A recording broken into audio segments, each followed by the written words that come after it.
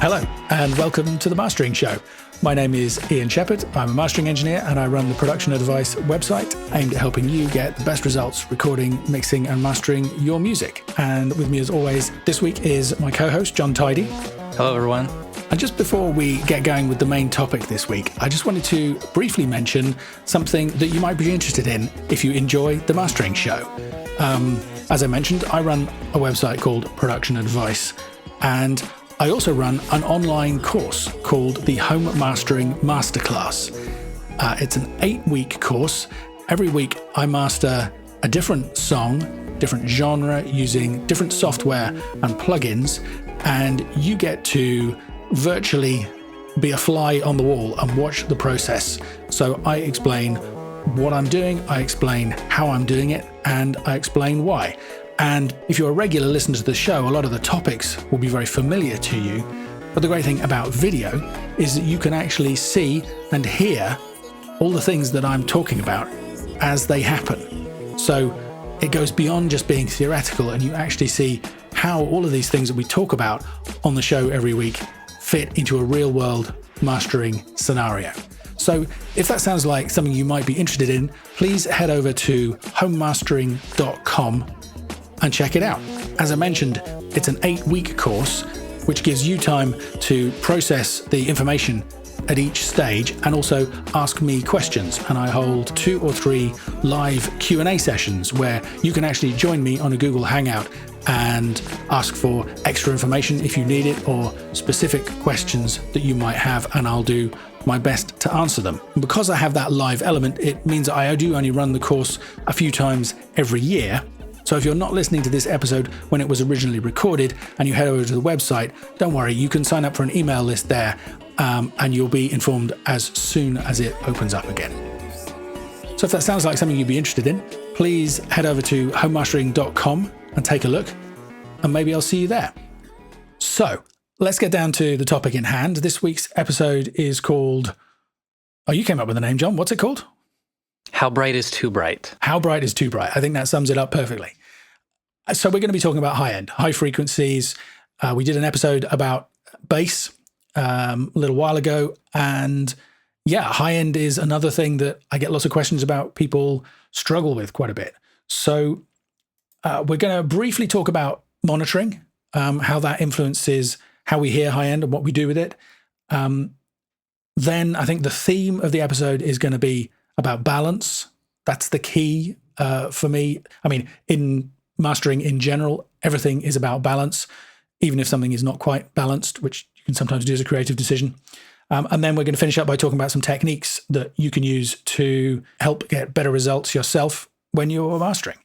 We've done a whole episode on monitoring and acoustic treatment before, so I don't think we're going to spend too long on this topic, but it kind of goes without saying that if you want to get the high end right, or anything right in mastering, your monitoring needs to be right. And a little idea that I put this in a blog post years ago, is what I call Newton's third law of EQ, which, I mean, most people know Newton's third law of motion, which is that every action has an equal and opposite reaction. And I always think the same thing applies in EQ. If you boost one thing, it pushes the sound in a different direction. So if you add extra bass to the sound, it will probably end up sounding dull. Whereas if you cut the bass, probably everything will start sounding bright, even though you haven't done anything to the high end. I mean, that must be something you've come across, John. Sure. Yeah, it definitely does affect that. And while we're talking about the monitors, the same thing can happen if your monitors are too dark sounding. The tweeters are underpowered or something like that, then you're going to mix everything too bright because you're doing the opposite to make it sound balanced. Exactly, right. The monitors push one way, you push the other, you react to it, and you end up with something that's not balanced. So one of the first things you need to do if you're going to do any kind of mastering is reasonably balanced monitoring. And I guess you could use some kind of correctional EQ or plugin to kind of help with that if things aren't balanced to begin with. But ideally, you want the best balanced monitors you can get. And then, of course, the other thing that affects the way that you hear those monitors is the acoustics, the space that you're in. And again, without kind of going into too much detail, the basic rule of thumb is, well, I remember In fact, if people want to go and kind of check out the videos on my blog of when I set up this little room at home so that I could do some work from here, this is used to be the garage of my house. And when I kind of first came in here, it didn't sound too bad. The walls were bare brick, which is quite a rough surface. By the time the whole room had been boarded out and plastered, it sounded horrendous. And the only thing that had changed is that those kind of rough textured surfaces had gone to from being rough to being smooth and flat. And suddenly the high end bounced around the room, and it just sounded terrible in here. It kind of sounded metallic. And I mean, there were parallel walls. There were other problems that kind of contributed to that. But the rule of thumb is if you don't have enough absorption or diffusion in your room, something to scatter the high frequencies around, if they just reflect back off all these hard surfaces, everything's going to sound unnatural and too toppy, and the chances are you will EQ the overall sound to be too dull because you're hearing too much top, just like with the monitors. And the same thing can happen if you have too much broadband absorbers around your mixing or mastering position. So it has to be, again, it's a balance of treating the low end but not killing all of the high end. And I found that to be the case in my last studio, where I had a fairly small room and I had acoustic treatment in the first half of the room, like total coverage. And I found out with a room EQ thing that I was getting 6 dB down in the high end. I'm like, okay, well, I'll switch these acoustic panels to diffusers on the sidewalls. It just sounded so much better. Yeah, exactly. And that can be, incidentally, one of the problems with acoustic foam, which is typically it only really does stuff in the high frequencies. So the kind of the risk is even higher. With a broadband absorber, you're a little bit safer. But again, that balance word again.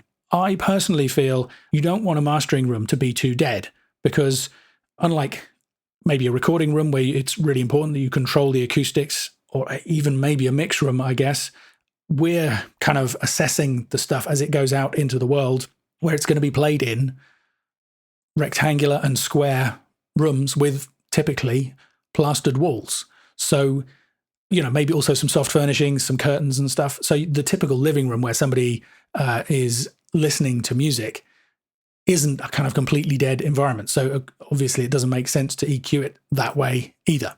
So yeah, we have spent an entire episode on acoustics, so we won't go into any more detail there, but it's definitely a fundamental part of getting things right. And it's really easy to be fooled by the bass, by your monitoring and your acoustics, but it's also really easy to be fooled in terms of the high frequencies as well. And in fact, okay, I said I wasn't going to say any more, but I'll say one more thing.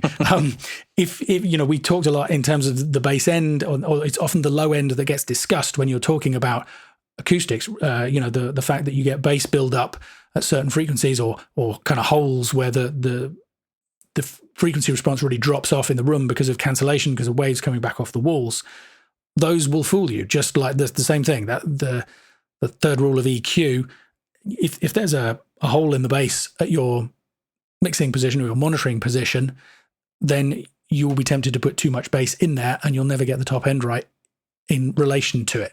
Or if there's a bass buildup, same thing will apply. You'll either cut that frequency or end up adding too much high frequency to try and compensate for it. So yeah, it's all about getting balance. And since we're talking about balance already, let's kind of move on to that as a topic. If you've been listening to the last 5 or 10 minutes, you'll be thinking, well, okay, all of that's well and good, but how do I know what balanced EQ sounds like? How do I know when I'm getting a balanced result? The simple answer to that is, as always, reference tracks.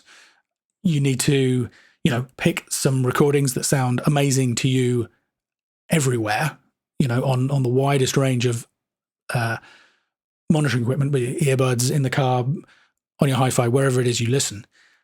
Bring that into your audio software, loudness match it first so that you're not tricked by the song being a couple of dBs louder into thinking that it's got more bass or treble than it actually has, and then start comparing the different songs.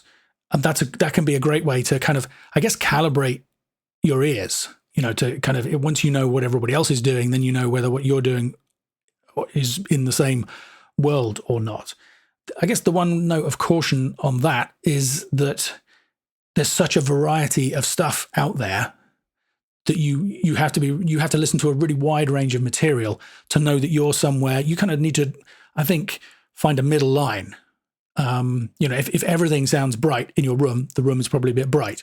But if it's just a couple of albums, it's probably those albums and you're not too bad. If everything sounds really dull, that's probably a sign, like you had, John, that you need to think about the monitoring or the acoustic treatment and maybe tweak something before you start using those tracks as references. Yeah, I agree. And the reference mixes are there to help you.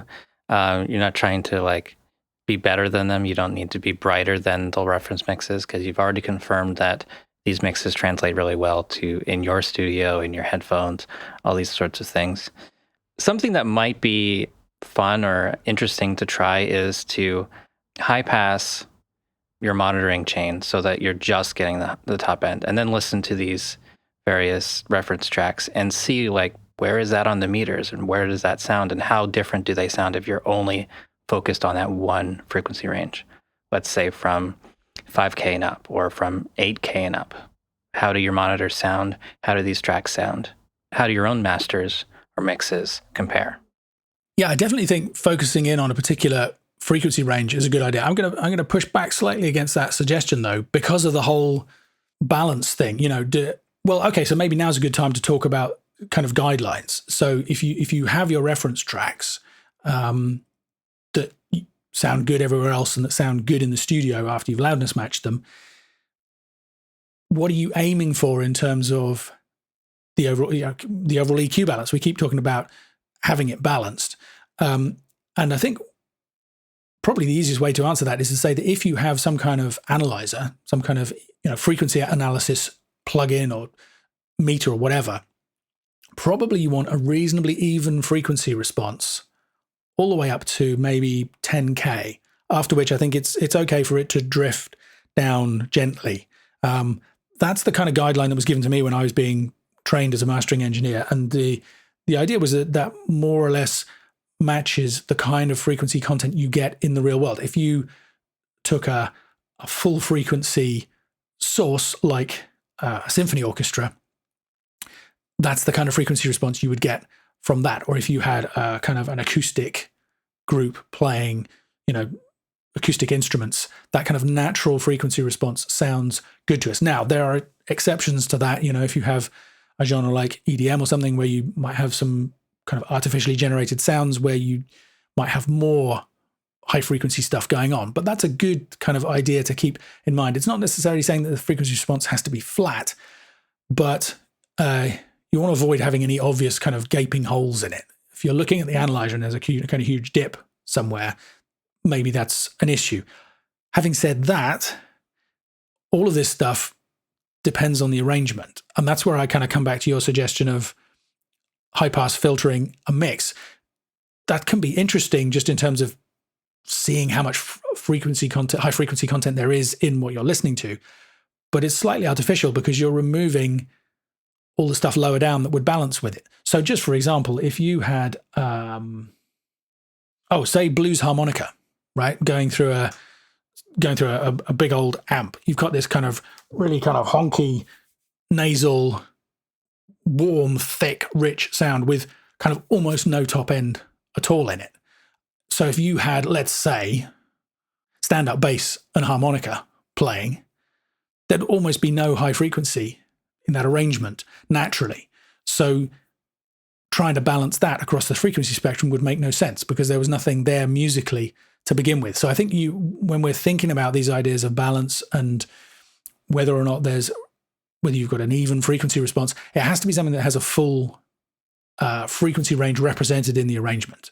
To take another example, if you had somebody playing something all up in the high registers of a harp or violin or electric guitar right up at the top of at the top string, these sounds just don't have any low frequency content in them. Cymbals, somebody playing brushes on a kit, whatever. So you have to kind of have the context in your head when you're figuring out what the right balance is all the time. Do you have any suggestions for reference tracks? Okay, so everybody listening, John asked me this earlier on today when we were talking about the topic for today's episode, and actually it's a really difficult question, because what I find is when I go to my music library and kind of call up all the stuff that I think has a really beautiful top end, I end up hearing all kinds of problems. So it's actually quite challenging. And the other thing is that taste plays into this a lot. So when I think about kind of a beautiful high frequency kind of aspect to a recording, the word that comes to my mind is sweetness, or kind of silky, smooth, clear, open, spacious, all of those kind of words. But if we're talking about a jangly guitar band, you wouldn't expect that music to sound that way. So you're never going to get that kind of reaction to the top end. So I do have some reference tracks that I'll suggest in a minute for people who are interested. But I think you have to take all of this stuff with a pinch of salt. Another thing you have to be careful is the possibility that things have been remastered. There are a few classic kind of albums sprang to mind. I mean, for example, when people ask about albums with great sound, one that always springs to mind is Wish You Were Here by Pink Floyd. But that's been remastered several times recently. I haven't listened to the most recent masters. I don't know what ended up being done. They're probably pretty true to the original, to be honest. But some albums have been remastered and kind of the sound has changed quite radically. So you have to be careful with those kind of recommendations. There is actually a Spotify playlist of stuff that I've worked on over the years that we could put in the show notes at themasteringshow.com for anybody who's interested. I'm not saying that anything in there really has a particularly beautiful top end, or that kind of the recordings are ideal, but I've got pretty consistent tastes. When I go back and listen to some of the earliest masters that I did, I'm quite comfortable with the way that they sound in most respects. So it could be interesting for people to listen to that, because there's a wide range of genres there. They don't sound the same as each other, but they're all kind of what I would consider to be acceptable, if not fantastic sounding. So that kind of might give people just an instant idea of kind of one sort of reference level, if you like. Before I tell you the tracks I've chosen, John, how do you feel about this? What kind of recordings, are there any that spring to mind for you when you're thinking about? See, I've been thinking about it, and then I don't want to suggest it because I haven't looked at it, like if it's overly compressed or anything like that, because I think some of them would be. I just didn't have time today to like listen to a bunch of stuff and then analyze it. Well, that's fair enough. Yeah. And I mean, that's, we were 15 minutes late starting the call because I was suddenly checking all these suggestions and going, well, do I really like the way these sound? Because people are going to... Some of them, like, I might think that they sound kind of bright, but they might be over compressed as well. Okay. Yes. So loudness war casualties, but I like them anyways. So, Well, it's interesting you mentioned that, because actually 2 or 3 of the examples I'm going to give, I do think are actually too compressed for my tastes. But they still sound great, and they still have great top end. And actually, we're going to come back and talk about the dynamics and how that relates to high frequencies in a minute. So that could be an interesting point. So I'll quickly mention some of the ones that I came up with. There is the last Peter Gabriel album, Up, I think just works. The sound on that album is incredible. It's a bit more compressed than I would ideally like, but there's an amazing variety of material on there. And when there's lots of top end, I'm just completely happy with it. It's I just listen to it and it's like, oh, that sounds great. That just works, which is kind of the goal. There's a track by 07 called Warm Sound, which sounds very warm, but also sounds really lush and rich. And part of that is because it has that real kind of sweet top end that I was talking about. So that's a kind of, I guess, because of middle of the road pop example, if you like, of something that I think has a beautiful high frequency quality to it. The Beck album, Natural Phase, has some incredible string sounds on it. It's got a really big low end on it as well. It's also mastered a bit hotter than I think was necessary. There's only a few points where I think it's a problem, but it's kind of a shame that it didn't have a little bit more in the way of microdynamics in it. But overall, I think it sounds beautiful. And that's a perfect example of the low end balancing the high frequencies, that's a real full spectrum sound. It's kind of a really thick, lush texture to that. I was trying to think of some kind of more urban or R&B kind of examples, and the Sampha album Process, sounds amazing overall. I nearly gave it the Dynamic Range Day Award last year. No, this year. We're still in 2018. That's a great example, I think. Not always. There's more variety in that in terms of, all of these actually.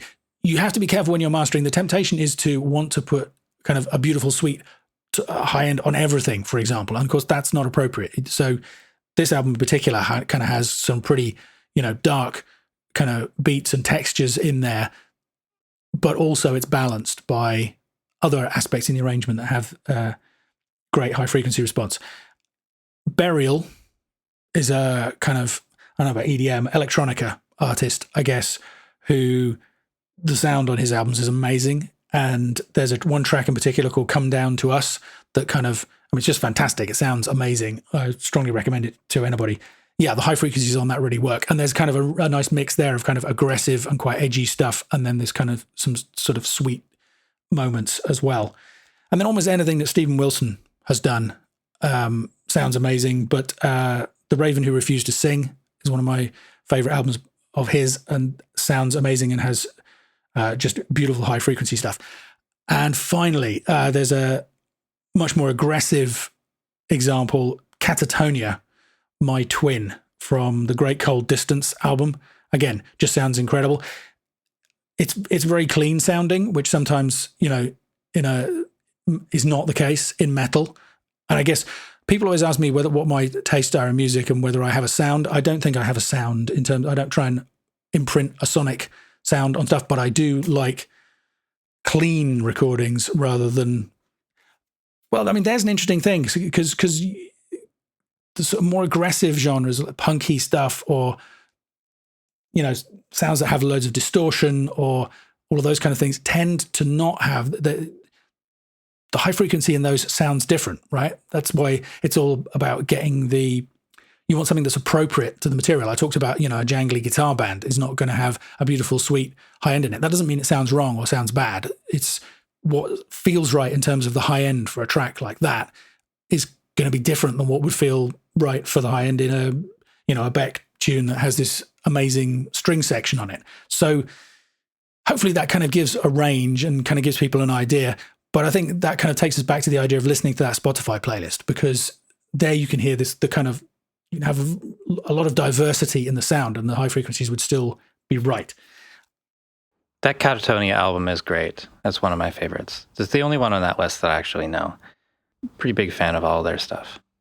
I know it because I made an enhanced CD of it way back in the day when it was first released. And that was how I kind of discovered them. And they have quite a lot of different sounds over the course of their career, if you like. Yeah. But yeah, that album just sounds amazing. It's a great song as well, My Twin. Then the other thing I was going to mention was that I did do a blog post a long time ago now called 12 Great Sounding Albums for Sound. They don't all have a beautiful high frequency quality to them, but they're great sounding albums. So if anybody else wants to hear some more things that I think sound amazing, even if they don't necessarily have a perfectly balanced EQ response, you might want to check that out, and we could put that link in the show notes. So we really should talk about some techniques that people can use to start getting better results. And I've been talking for a long time. So John, why don't you bring up the first one? Well, the most obvious one is using an EQ. You're going to be relying on your high shelf, most likely. And you want to make broad and gentle changes. Yeah, I agree. If we think of an extreme case where that's not true, if you think of a high cut, so, a sharp roll off in the high frequencies that gets, the cut gets bigger or deeper and deeper, the higher up the frequencies you go. The number of times I've used that in a mastering situation, I can count on the fingers of one hand probably. And most of those would have been vintage recordings where there was nothing up there but noise.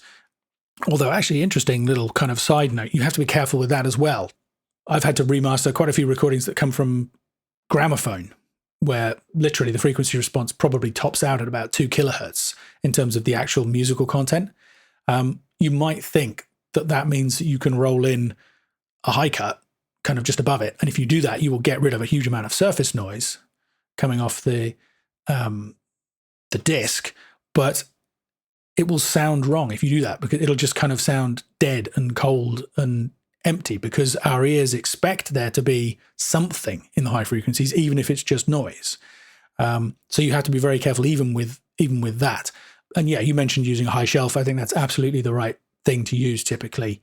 The nice thing about the shelf is obviously you can just, you want to correct the overall shape. If there's maybe, a dip at a certain frequency or something is sticking out a little bit, you would use a parametric to kind of even that out. But then you can use the shelf to globally raise or lower the amount of high frequency in there, and you can vary the slope of it. That's kind of the ultimate in broad and smooth changes. So yeah, a sharp cut like a high cut is going to sound bad, and a very narrow parametric as well will probably sound wrong, whether you're boosting or cutting, unless you're correcting something that was a problem kind of in the original recording, which sometimes we are.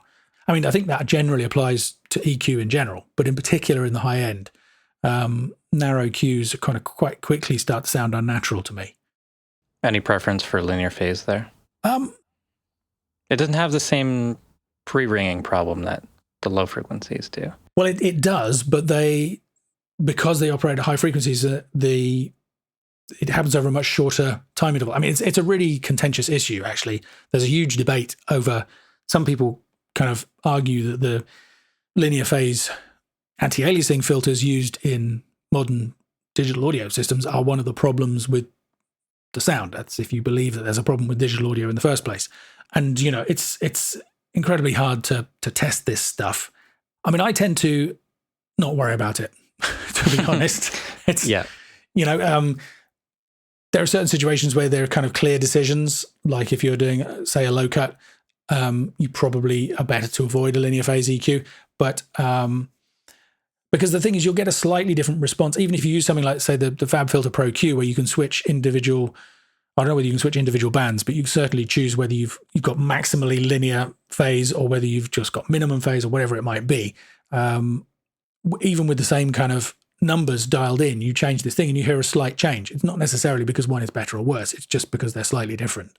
So, yeah, I think, well, and just talking about different types of EQ in general, lots of people kind of agonize about, should I use this plugin or that plugin, this piece of hardware versus that piece of hardware.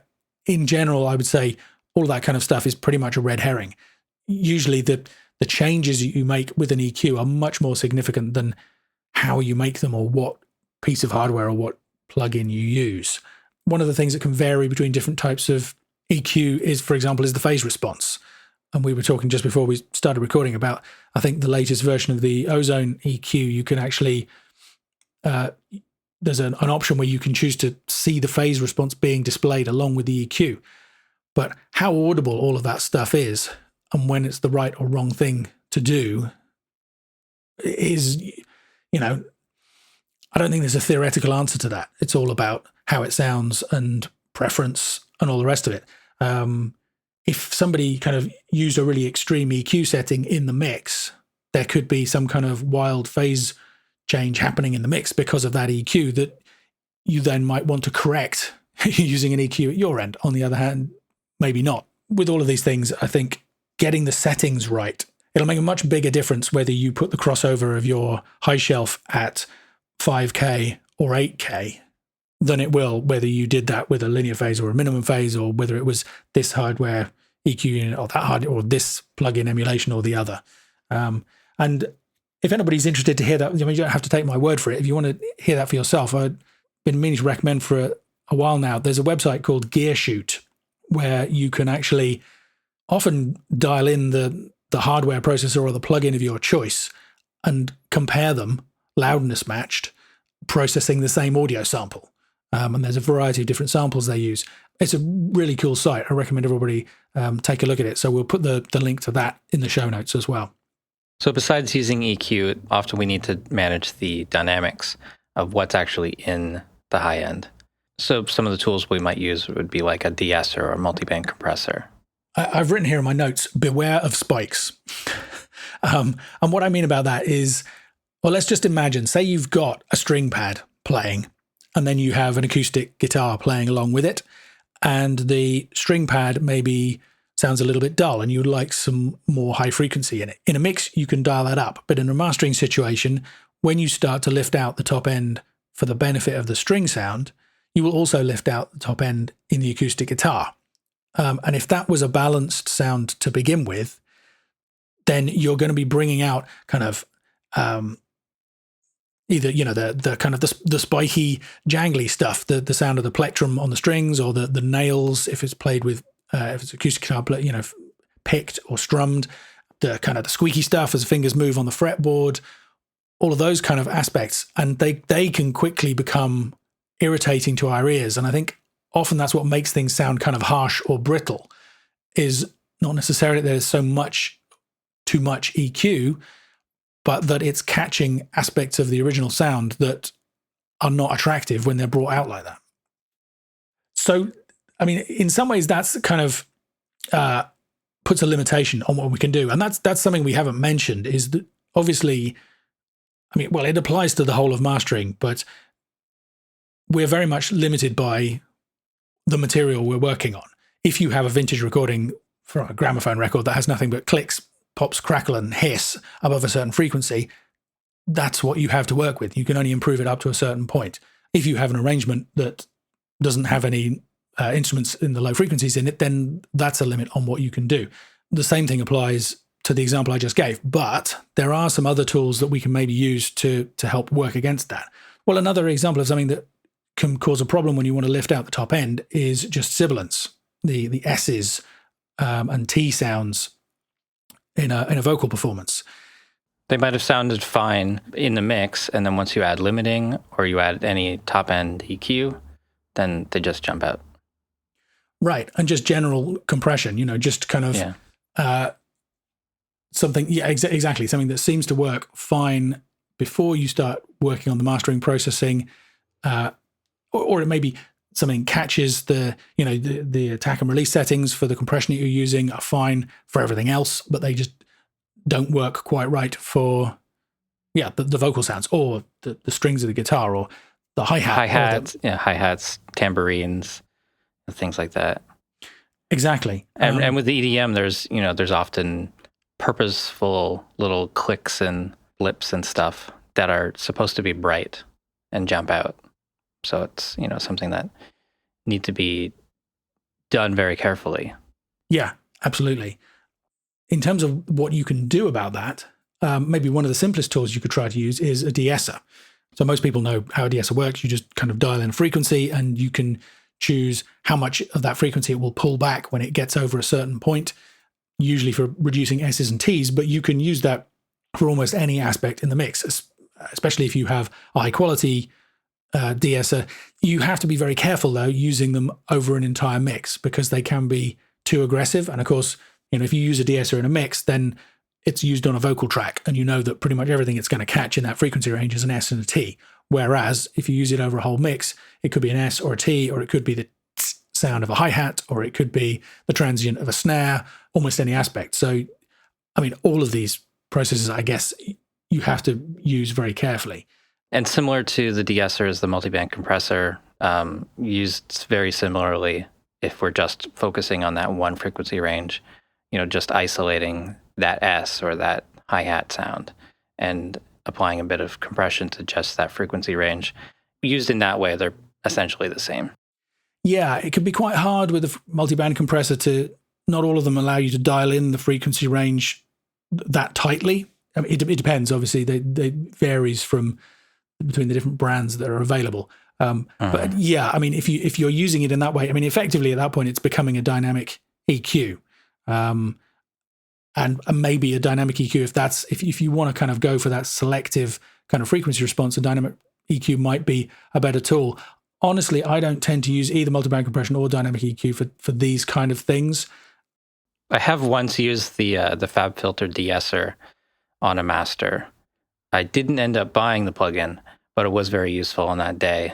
I think the problem was hi-hats in that one. And all my other tools just didn't quite get it right. Yeah, the fab filter is good. I mean, the one that you'll always hear talked about in a mastering context is the Vice de-esser. I forget the acronym they use for it, which is now available as a plugin. It always used to be only a fantastically expensive hardware unit, but Softube have just ported the code across and released it as a plugin. I've actually been playing with it recently. I haven't done enough with it to kind of pass a judgment, but what I would say is that I was experimenting using it on the same track and the fab filter as well, and I was really impressed with how well the fab filter stood up against it. So that's definitely an option. Yeah. Something I needed recently was a multiband transient designer. The one I got was from Joey Sturgis Tones, Transify. Mm-hmm. And it's more of a mixing tool, but there was just these little clicks and stuff that I need to remove from a master in just the top end. And so having 3 bands of parametric transient shaping was really cool. I found it really helpful. That's interesting. I mean, transient designers is something I haven't really experimented with. And I probably should. I mean, I said so myself earlier on. I kind of like high frequency. I like plenty of high end in a mix or a master, but I don't want it to be kind of brittle or edgy or spiky sounding, usually, depending on what the material is. So, and most of the techniques that we're talking about here are ways of reducing that effect. And since it's usually the transients that have those qualities in a sound, not always, sometimes it's the harmonics, but a transient designer might seem to be the ideal tool to use. And I kind of have the same reservations of, can you use it effectively on a whole mix? But the same thing applies to a de-esser or a dynamic EQ or anything else. So, and you can always automate it if it's just one section of the song. That's yeah, absolutely. I mean, well, and that's an interesting. Okay, so that's something I didn't have in my notes, but it's a good point. All of this stuff can be done by hand.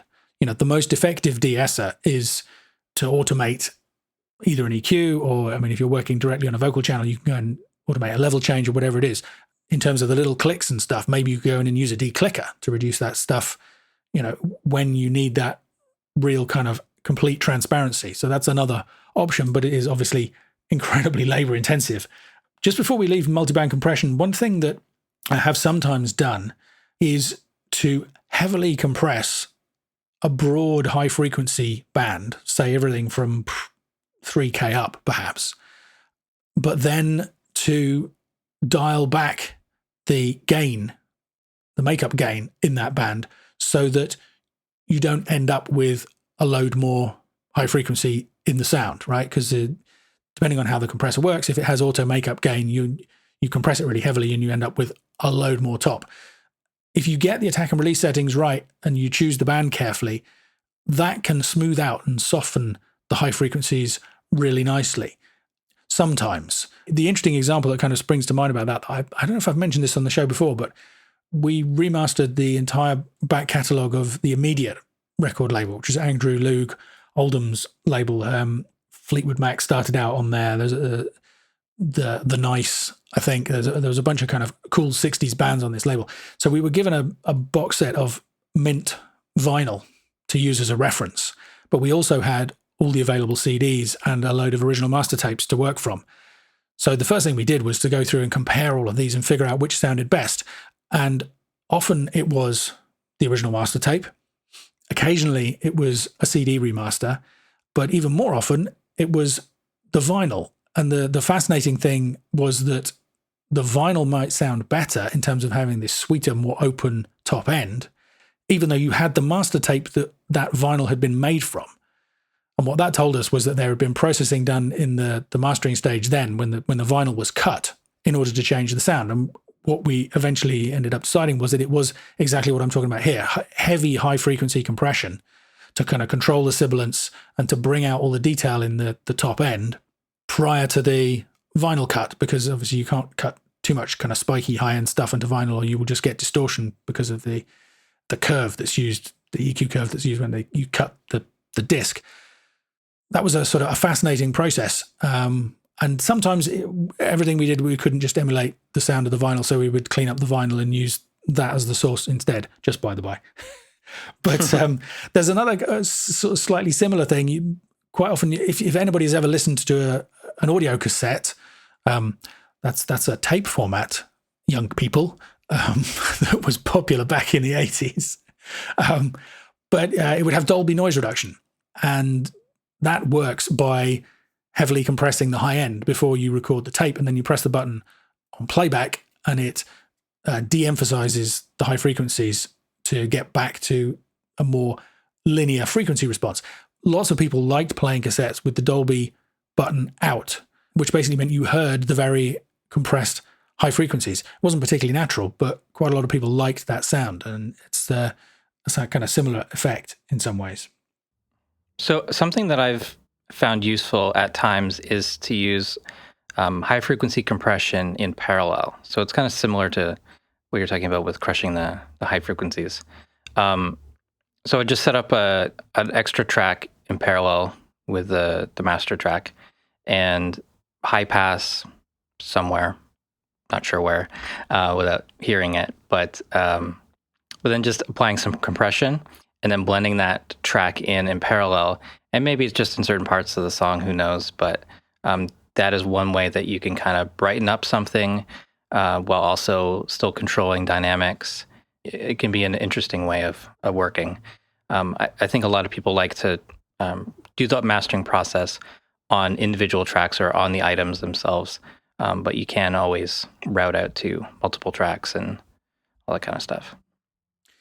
Yeah, absolutely. And you can probably achieve, I haven't tried it myself, but you could probably achieve the same thing with if the plugin has a mix control. Yeah, it would be similar to like if you took if you had a multi-band compressor and you took just one in the top band and you apply, I don't know, 2-to-1 compression and then like 6 dB gain reduction, and then you had a mix control for just that band. That could be something similar. I'm not sure if you would get like any sort of cancellation from that crossover or anything like that, but that was the other thing I was going to say. I think if you were going to try this, then you would definitely want to use a linear phase EQ.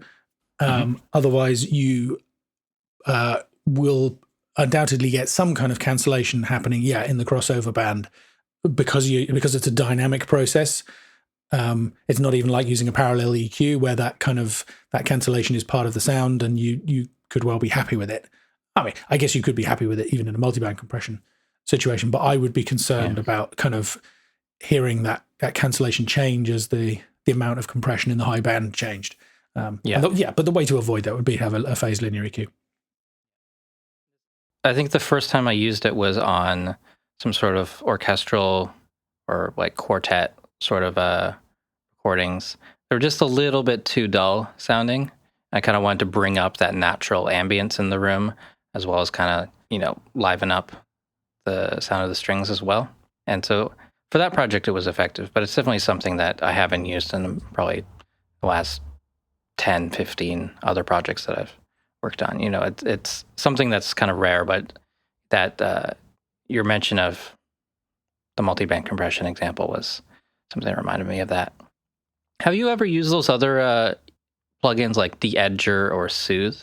I've never used those, but they're interesting.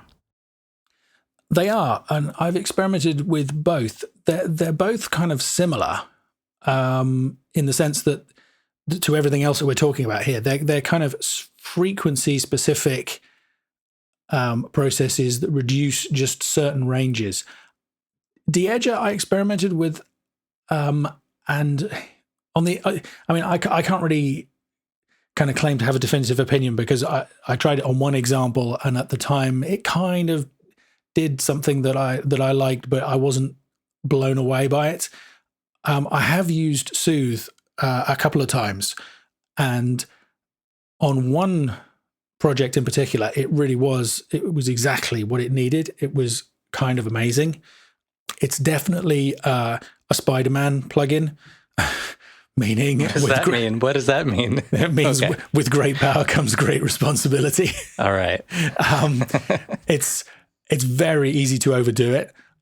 And you have kind of So it basically listens to the signal and tries to figure out where any kind of frequency buildup is happening and just pulls it back. So, with a de-esser, the challenge is you've got to find the right frequency to control, and the same with a dynamic EQ. But the kind of the plus side of that is it will only affect that frequency range. So if you find the perfect frequency, hopefully you can avoid it tackling anything else. Soothe does enable you effectively have kind of different bands where you can have different thresholds, so you can reduce the amount of processing into different bands, and you can even exclude certain bands completely. But in the area where it's doing stuff, it will just grab hold of certain frequencies and pull them out.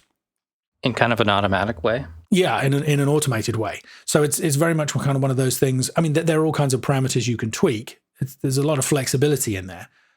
But at the end of the day, if it decides that something needs to be taken out and you don't want it to, it could be quite difficult to just exclude that particular frequency range. So it's basically kind of one of those things where if it does what you want, fantastic. And if it doesn't, then you're going to have to look elsewhere.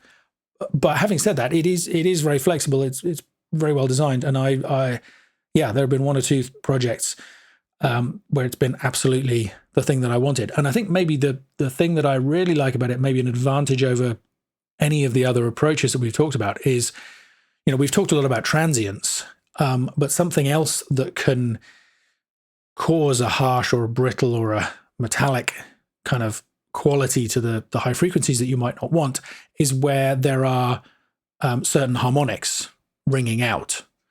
So one example that springs to mind is the piano at the studio where I used to work. It was a Steinway. It was a very high quality instrument, but it had this kind of quality in some, especially in the upper registers, where the only way I could describe it is a kind of zing. So you would hit the note, and in the decay of the note, you could hear these kind of harmonics just singing out.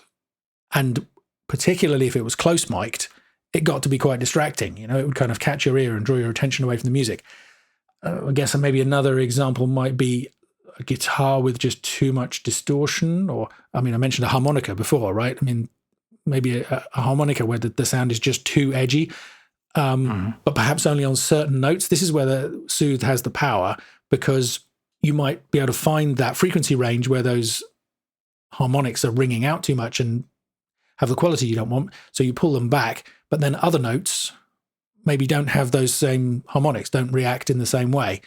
And those notes therefore sound dull in that frequency range. So you can take away the sort of the slightly uncomfortable edge to the sounds. But and incidentally, this is a kind of the frequencies I'm thinking of are definitely in the low high frequencies, or the very high mids, if you like. It's kind of that, I guess, 3 up to 8K frequency range where these things tend to occur.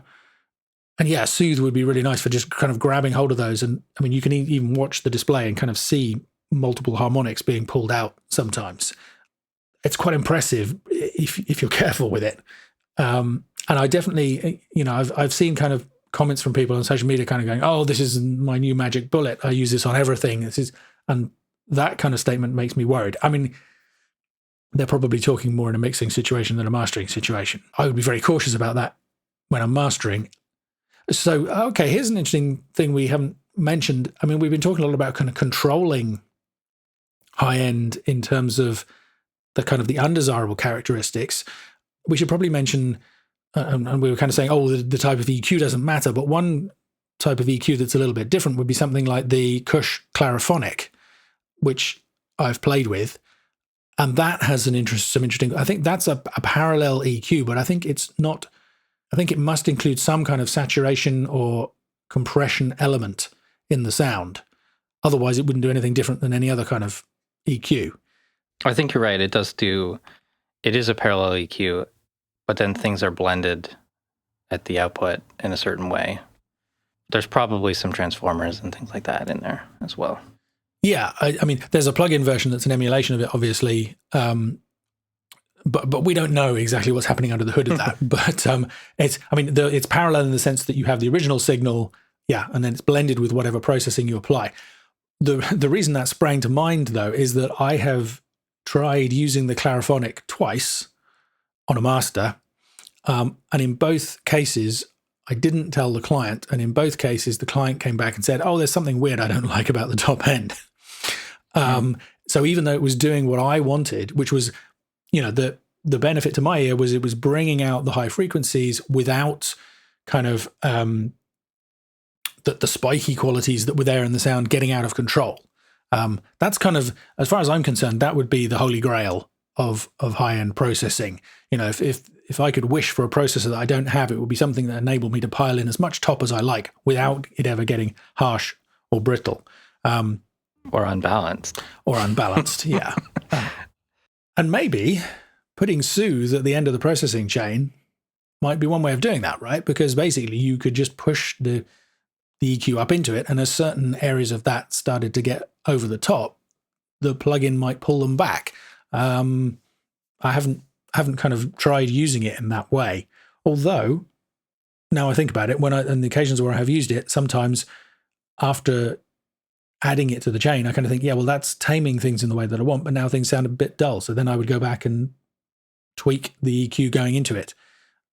I think that's what everybody wants, really, is, to be able to have more high end without kind of causing problems. The tangent that I just thought of there is, you're absolutely right. You want to be able to keep adding top, but not if you add too much of it and knock the sound out of balance. And that's becoming something more of a concern these days. I've seen various people worry about this as a kind of a side effect of the loudness normalization that we've talked about often on the show, and particularly last episode. The concern is that when streaming services or players are reducing the level of very loud tracks, people are going to look for other ways to make their music stand out. Since they can't use loudness to make it jump out from the competition, they will try other methods, and one of those methods might be to just keep adding more and more top. So the concern is that we will have put the loudness war behind us, but then end up with a brightness war as a result. Hopefully not. Well, I hope not. I mean, my experience tends to be that that's counterproductive, right? You have a song, you push the high end up, and if it's got too much high end in it, it just sounds brittle. Because of that, the third law of EQ that I mentioned, where every EQ action has an equal and opposite reaction. You push in too much high end, it feels like there's not enough bass. And bass is a big aspect of the power in a sound. A lot of tweeters on home stereos and low-end monitors sound really bad as well. So. Yeah, absolutely. There's no question in my mind that balance is the right way to go, but it'll be interesting to see whether those concerns, I can imagine people, some releases coming out overly bright because people are trying that, and maybe at the time it seemed like a good idea. And I was going to say that maybe the loudness standards will evolve to compensate for that, but to a degree they've been chosen now and people are working to those standards. So all you can do is relatively minor tweaks. Otherwise, the kind of the reference that everybody has been working to has suddenly changed, and you can't keep moving the goalpost on people too much. So, yeah, I think that's an interesting kind of thing to keep an eye on. So one last tool that I use occasionally is some sort of exciter, like a tape saturation or console emulation or something like that. I find that is one way to sort of increase the brightness. I'm sure it does do stuff to the EQ curve, but I find that a little bit goes a long way with these things, and it can sound brighter, or it can sound more textured or interesting, or there's more detail or things like that in the high end. And some days I'll use the exciter first and not touch the high shelf. It depends on the day. It depends on what I'm working on. And I know you don't like that.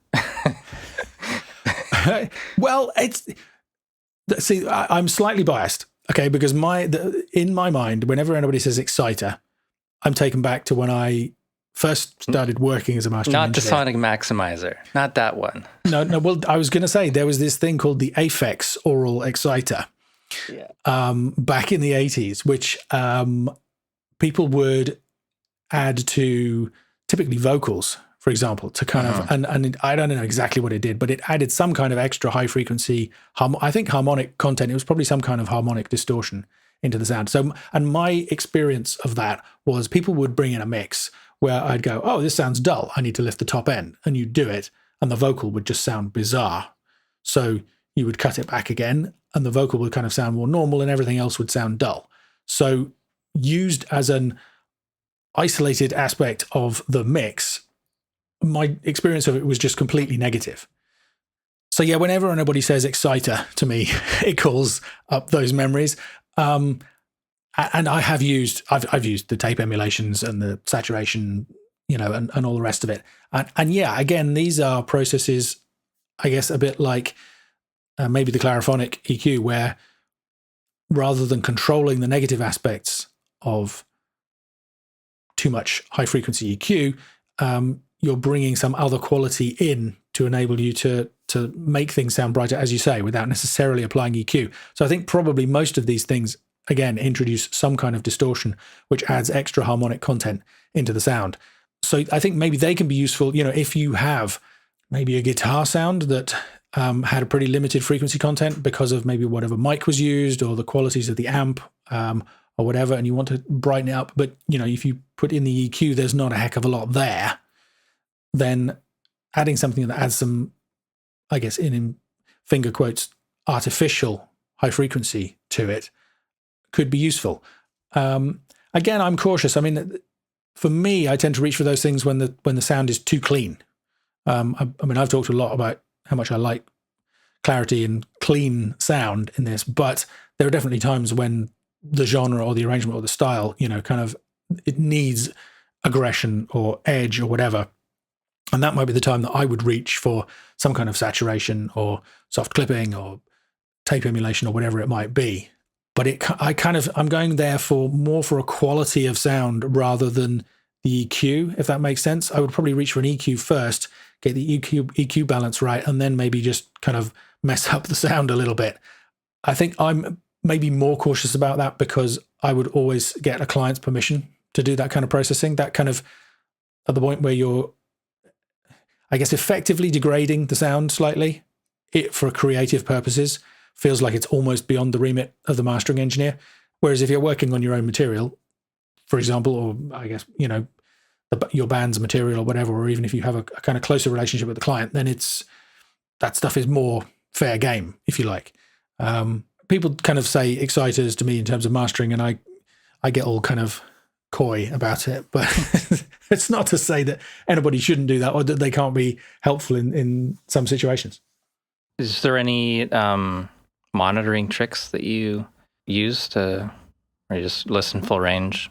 That's a good question. Well, I don't do, if you're talking about kind of soloing certain frequency bands and stuff, I don't do that. It's not to say that you shouldn't do that, but I think my instinct for that is that it's a little bit like EQing a solo channel in a mix. It might seem to work, but then when you remove whatever that processing is and listen to the full range signal again, maybe it doesn't work. So you just soloed the low band of a multiband compressor to listen to what that was doing. That can be helpful sometimes to get a real kind of to focus in on where the gain reduction is happening and whether it's the right amount or whatever. But if that whole processing chain is then running into a limiter, you quite often will start to hear distortion at that point because the bass signal distorts fairly obviously when it hits the limiter clean. But that's not necessarily to say that distortion will be audible or even present when the full frequency signal hits the limiter, right? Because the limiter will respond differently when you haven't soloed that band. So I think there's a risk that you could, I seem to remember a thread on Facebook or a forum somewhere where somebody was kind of like, oh, I'm using XYZ limiter and it's just distorting constantly. And in the end, it turned out that they were soloing the low frequency band and they were being concerned about that distortion. And when they unsoloed it, it wasn't an issue. So I'm kind of cautious about that. One monitoring trick that I do use is to hit the dim button. So regular listeners to the show will know that I recommend you have a consistent monitoring level whenever you work that you don't adjust so that you can make You can kind of gain objectivity about the sound. You can keep the sound in the right loudness range for your ears to hear a balanced frequency response. But I do have a dim button on the monitoring path, which ducks the level. I think it's 12 dBs, the dim level on my monitoring. So I actually have two mastering levels. I have the full level and then I have the dimmed level. And I listen quite a lot at the dimmed level. And I find that's very helpful, actually, in terms of judging loudness. So quite often my process will be at full monitoring level, set up the loudness and the EQ, get all the tracks working well with each other, and then hit dim and flick between. And you get a different perspective on the relative loudness of the songs at that point, and it can sometimes be valuable. And then I will typically come back up to full level to double check the EQs. But sometimes when you dim it, you get a different perspective on the EQ as well and think, oh, hang on. I'm not sure that I would make a kind of final EQ decision with the monitors dimmed, but I will definitely pay attention to anything that I hear, especially if you're flicking between tracks. It might be that you've got something at full level, sounds fine, then you dim it and you flick between and suddenly go, oh, that sounds a bit dull in comparison to that. And that's our good old friend, the Fletcher-Munson curves, the equal loudness curves, where when things are quiet, we hear less bass and treble. That, in theory, would happen equally for all of the songs, but only if they all have a similar EQ balance to begin with, right? If you have two songs and one of them has more high-frequency content than the other, then the change that we hear in the amount of high-frequency content will make a bigger difference when it's been dimmed. So yeah, that can be a useful trick. But I think in terms of monitoring, that's about it. I guess also sometimes I will double-check on headphones. In particular, if I'm concerned about something kind of sounding too harsh or too bright, it might be useful to get a second opinion by using a high-quality pair of headphones. Sometimes I will plug in a pair of earbuds and see how it sounds on those, because typically they will have a pretty unnatural high-frequency response with lots of peaks and troughs in it. They can be pretty sizzly. Yeah, they can be sizzly. They can be kind of brittle sounding, tinny. I was listening to something today that I wanted to turn up, but I could only turn down because the top end that was added to the kick and snare and stuff was just too loud, too much. Yeah, I think you have to take that with a pinch of salt. If it's a pair of earbuds that you know really well. So, for example, the ones that I use are not the current Apple earbuds, the EarPods, I think they're called, but the previous generation.